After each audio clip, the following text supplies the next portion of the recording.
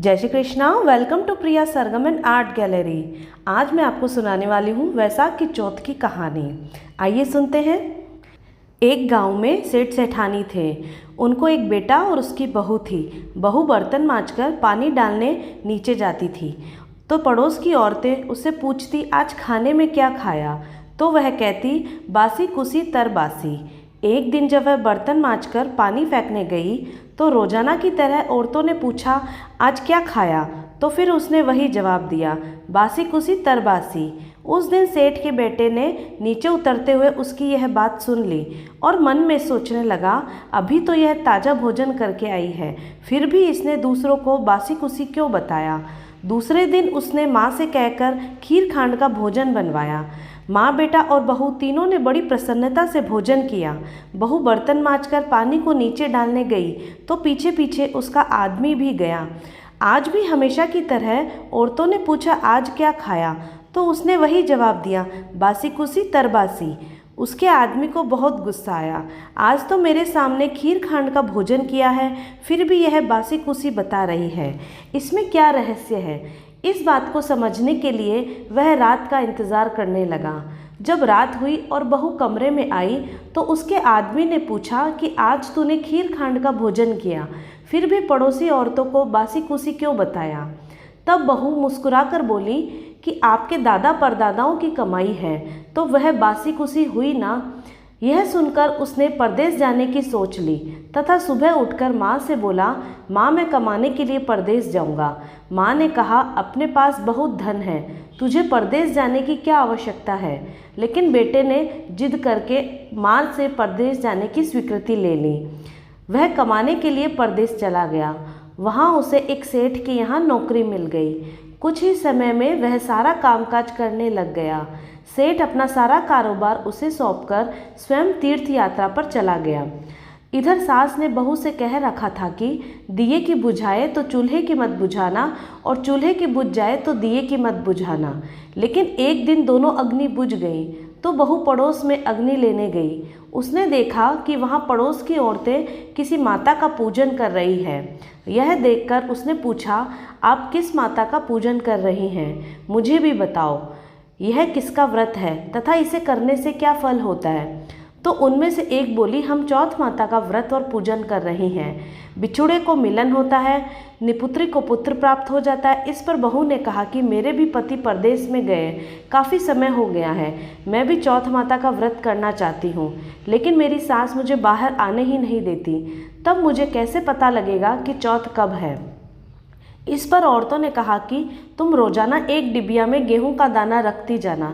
जिस दिन 30 दाने पूरे हो जाएं, उस दिन व्रत रख के शाम को चौथ माता की पूजा करके चंद्रमा को अर्घ्य देकर फिर खाना खा लेना। साहूकार की बहू कहे अनुसार व्रत करने लग गई।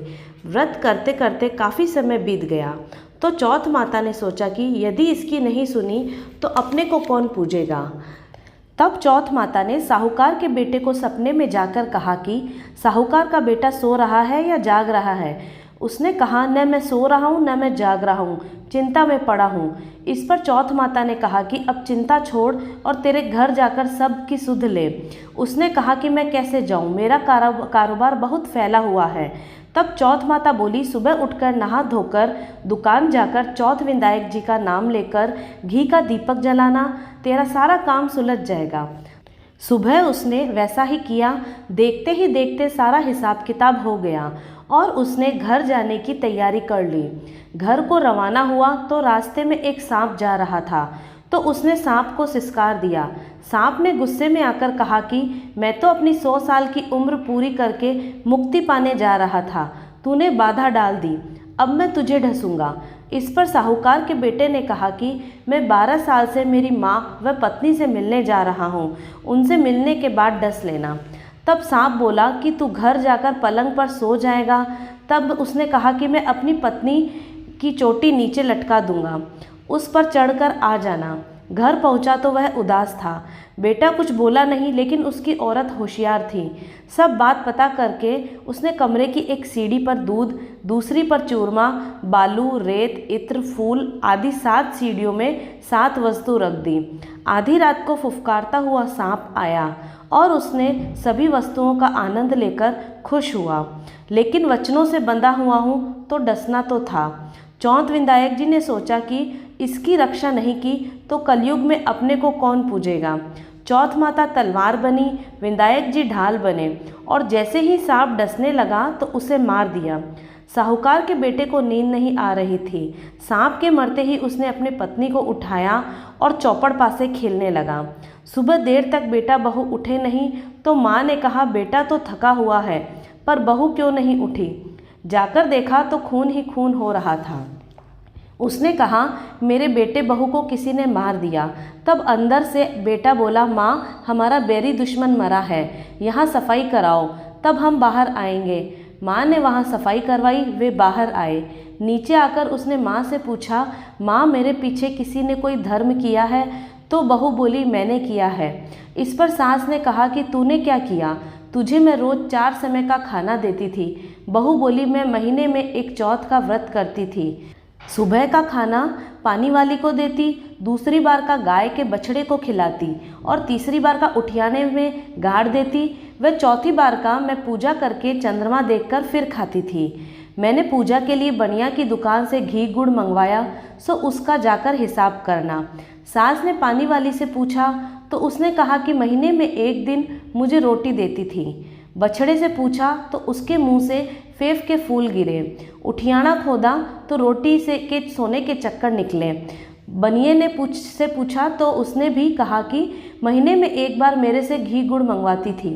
फिर बहू ने कहा कि मुझे अब वैशाख की चौथ का उद्यापन करना है।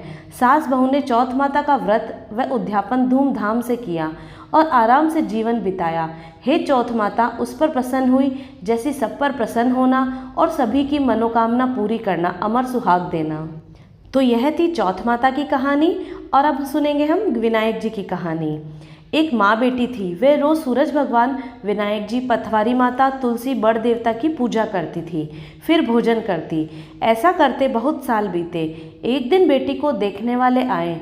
बुढ़िया ने कहा, मेरी बेटी के बहुत नियम हैं, जो निभाएगा उसे ही मैं बेटी दूंगी। लड़के वालों ने कहा कि तुम्हारी बेटी के क्या नियम हैं? बुढ़िया ने सब बता दिया। लड़के वाले बोले, हम उसके नियम निभा लेंगे। शादी हो गई, बेटी ससुराल आ गई। 4-6 महीने नियम चलता रहा। एक दिन उनके घर में झगड़ा हो गया। सासू जिठानियाँ कहने लगी, ये बाद में आकर भी देव देव करती है, सारा काम हम ही क्यों करें। दूसरे दिन सवेरे छोटी बहू उठी और स्नान ध्यान से निवृत्त होकर पूजा को निकली। सासू जिठानी कहने लगी, कहाँ चली बहू? कल इतना झगड़ा हुआ, देखा नहीं क्या?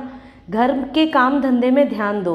बहू ने चौपड़ा रख दिया और महल में जाकर सो गई। भूखी प्यासी 2-3 दिन तक सोती रही।